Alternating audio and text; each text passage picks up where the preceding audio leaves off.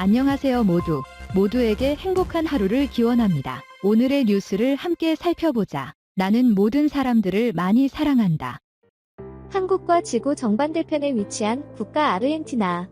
과거 한국의 FA50 수입과 관련 논의를 진행했으나 여러 가지 요인으로 도입에 실패했던 이 국가에서 다시 한국을 선택했다는 소식이 들려왔습니다.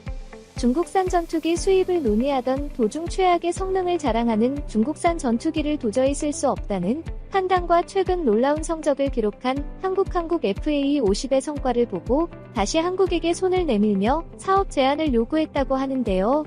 그러지 않아도 밀려오는 수출 제한에 행복에 빠진 대한민국은 아르헨티나의 제한에 행복한 고민을 하게 되었습니다. 한국과 달리 아르인과 전투기 수입 논의를 진행하던 중국은 아르헨의 뒤통수에 분노했다고 하는데요. 한국 방산을 둘러싸고 벌어지는 놀라운 일들에 대해 지금부터 자세하게 설명해 드리겠습니다. 빠르게 성장하는 한국의 K방산, 폴란드와의 20조 규모의 대형 방산 계약의 성공 이후로 한국 방산을 향한 각국의 러브콜이 끊이지 않고 있습니다. 방산 수출 담당자는 한국과 협상을 하고자 하는 이들의 약속을 쳐내는 곳으로도 하루가 다 간다고 할 정도라 하죠.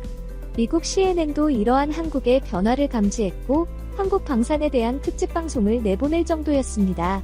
CNN은 호주 시드니 대학교 미국 연구센터의 피터 리통 코본 연구원이 군사매체와 언도락에 기고한 글을 통해 한국 방산을 분석했는데요. 기고문을 통해 두 연구원들은 K방산이라 칭하는 한국의 수출 규모는 이미 메이저리그 수준이라고 분석했습니다. 특히 한국 무기가 매력적인 것은 미국산보다도 저렴하면서 위력이 강하기에 많은 국가들이 원하는 부분을 충족해준 무기 사용이라고 말이죠. 실제로 한국 방산의 강점으로 꼽히는 곳이 바로 가성비입니다. 세계 최강 미국의 무기를 구매하고자 하는 이들은 많으나 이를 모두 다 받을 수 있는 것은 아닙니다. 설사 조건을 채우더라도 이를 구매하는 비용이 만만치 않기 때문에 어렵고 까다로운 절차를 거쳐야 미국 무기를 수령할 수 있죠. 반면 한국 무기는 그런 위험 부담이 없습니다. 러시아와 미국 기술을 고루 전수받아 기술에 있어 유연하고 정치적인 위험 부담을 감수할 필요가 없다는 점에서 한국 방산은 다른 국가에 비해 압도적으로 수출에 유리하다고 본 것이죠. 문재인 대통령 시절 때 열심히 투자한 결과가 비로소 지금 성과를 보이는 것이라 할 수 있죠. CNN도 주목할 정도로 한국 방산의 가시적인 성과가 눈부신 가운데 즉 한국 방산을 매몰차게 거절했던 곳에서 은밀한 제안이 들어왔다고 합니다. 은밀한 제안을 한 곳은 바로 아르헨티나라고 하는데요. 한국의 FA50 전투기를 다시 구입하고 싶다는 의사를 드러냈다고 합니다. 이미 한 차례 한국 전투기 사업을 오픈 국가이기에 사실 이번 제안은 한국 입장에서도 당황스러운 제안이었죠. 과거 아르헨티나는 낙후된 자국 전투기를 교체하기 위해 각국 전투기 생산자들을 모아놓고 사업계획서를 뿌린 바 있습니다. 이때 한국도 방산 수수료 외에 아르헨티나 수출에 열을 올리며 공을 들여가며 FA50 수출을 위해 고위 관료들과 접촉했습니다. 가성비 있는 제품을 원하는 아르헨티나의 수요를 한국은 집중 공략했고 마찬가지로 가성비 제품인 한국의 FA50을 본 아르헨티나군 관계자들은 성능에 흡족했습니다. 그래서 2019년 우선 협상자로 한국을 지정하기도 했죠. 한국 항공우주산업의 FA50 경공격기가 아르헨티나의 차세대 신형 전투기의 주력 기종으로 선정되었다는 소식이 영국의 민간 군사정보업체 제임스의 보도를 통해 나오면서 한국은 그 당시 기쁨의 탄성을 질렀습니다. 2019년 당시만 하더라도 한국 방산 수출에 진척이 없었기에 차기 전투기 사업에 낙점되었다는 소식은 가뭄의 단비와 같은 소식이었기 때문이었죠. 한국과 마지막까지 경합했던 이탈리아 방산그룹 레오나르도가 아직 결정된 것이 없다는 반응을 보이며 낙점 소식을 부인하기도 했죠. 그러나 아르헨티나 공군은 FA50 도입 소식을 공식 채널을 통해 공개하며 확정적으로 한국 FA50이 차기 전투기가 되는 것으로 보였습니다. 그러나 좋아하던 것도 잠시 갑자기 아르헨티나 정부와 한국 정부 사이에 빨간불이 켜졌습니다. 바로 영국이 그 주인공이었죠.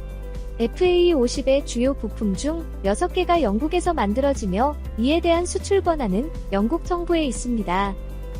그런데 한국의 FA-50이 아르헨티나의 기종이 될 수 있다는 소식에 영국 정부에서 제동을 걸고 나선 곳이죠.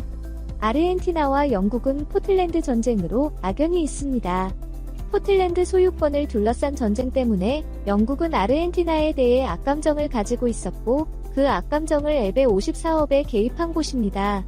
결국 영국의 오기장으로 아르헨티나는 FA-50 사업을 접어야 했습니다.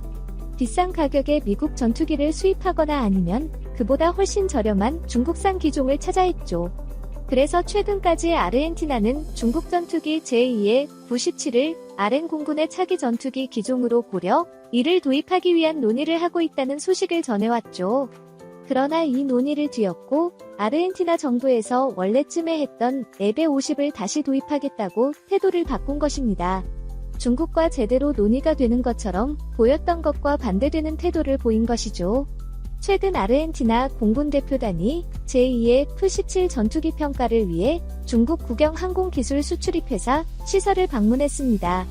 시뮬레이터를 이용한 제2의 부신피질 썬더 실습과 시험 비행이 진행되었죠.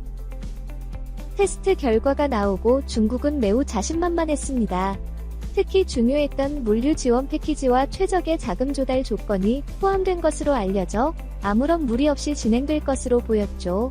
제게 97은 중국의 수출 전용 로우급 4세대 전투기로 5억 달러의 개발비를 중국과 파키스탄이 반반씩 부담해 합작 개발한 제품으로 그렇게 제2의 F라는 칭호를 얻게 되었습니다.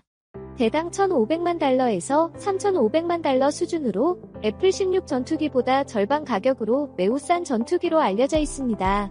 한국이 개발한 최신형 연습기인 T-50보다 더 저렴하죠. 현재 시장에서 구할 수 있는 4세대 전투기 중 가장 저급가에 속합니다. 현재 심각한 경제 위기를 겪고 있는 아르헨티나 입장에서는 중국제 전투기가 거의 유일한 선택지에 가깝습니다. 전례 없는 인플레이션 현상에 현금 가치가 실시간으로 떨어지고 있는 아르헨티나는 부통령 부패 문제까지 대두되면서 대규모 혼란에 새겼습니다. 크리스티나 페르난데스 부통령을 지지하는 시위대와 이를 제압하는 경찰들의 충돌이 일어나면서 전국이 혼란에 휩싸였죠. 특히 아르헨티나 연방검찰이 부통령에게 12년 징역형을 선고한 것이 정치적 압박이라고 주장하며 지지자들은 이를 인정하지 않았습니다.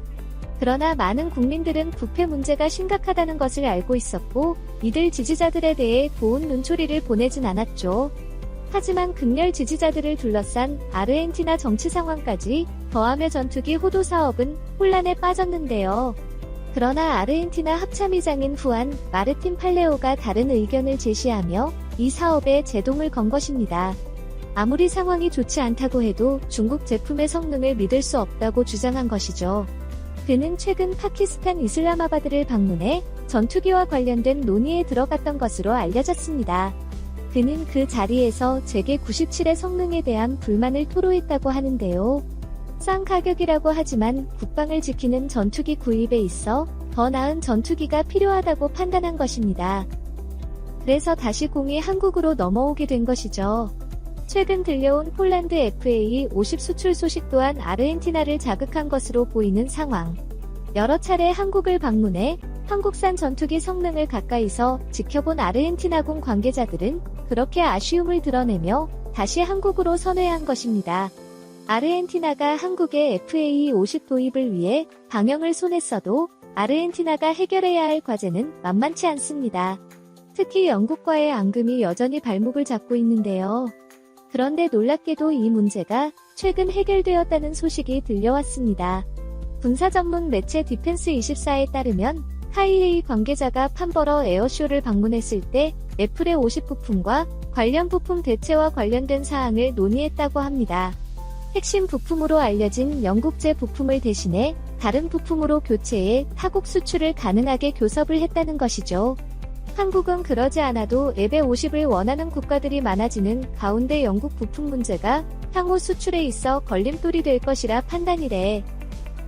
매듭 짓고자 이번 판버러 에어쇼 출장 기간 동안 카의 관계자와 영국군 관계자와의 회동을 통해 이 문제를 해결했다고 합니다. 핵심 부품을 다른 부품으로 교체하는 것으로 이 문제를 우회했다고 하죠. 영국도 우크라이나, 러시아 전쟁 이후 한국과의 협력이 점점 더 늘어나는 마당에 한국과의 우호 관계를 유지하고자 이러한 교체 상황을 받아들이고 한국과 손을 잡았다고 하죠. 그 결과 아르헨티나 수출에 있어 가장 큰 문제라 할 수 있는 부품 관련된 문제가 해결되어 수전에는 형식적으로 어떤 문제가 없어진 것입니다. 수출과 관련해 아르헨티나, 한국 양국의 의사가 중요해진 것이죠. 아르헨티나 입장에서는 돈을 조금 더 들이더라도 한국 무기 수입이 더 간절한 가운데 이번 한국과 영국의 부품 문제 해결로 인해 도입 속도가 빨라질 전망입니다. 중국은 이번 일로 인해 큰 손해를 입게 되었다고 하는데요. JF-17 수출을 위해 아르헨티나에 큰 공을 들인 곳이 깨졌기 때문입니다. 한때 한국과의 계약이 무산됐을 때 중국이 미소 지었던 것과는 반대되는 상황이 펼쳐진 것이죠. 게다가 JF-17 수출을 성공하기 위해 아르헨티나 정부에게 중국 정부가 제공하기로 한 방산 협력 물품들은 상당한 수준. 육군은 물론이고 해군까지 중국이 군장비 현대화를 약속하며 그 위에 원수룡 양용 장갑차, 소형 경비정에 이어 원자력 기술 이전까지 약속했기 때문에 이번 사업철에는 중국 정부 입장에서는 큰 타격으로 다가올 전망입니다. 중국 정부 모든 나라의 정부의 계약 이행을 요구하면서 한국 정부와 거리를 둘 것을 주문했다고 하는데요. 그러나 RM 정부는 자국 보안과 성능 좋은 무기 도입에 있어서 타협은 없다고 주장하며 중국의 일방적인 요구를 무시했다고 하는데요. 서광이 비추는 한국 방산의 놀라운 성과에 박수를 보내며 한국을 다시 선택한 아르헨티나의 결정을 지지하며 한국 방산이 남미 지역 전역에도 놀라운 수출 결과를 거두길 기원해 보겠습니다. 시청해주셔서 감사합니다.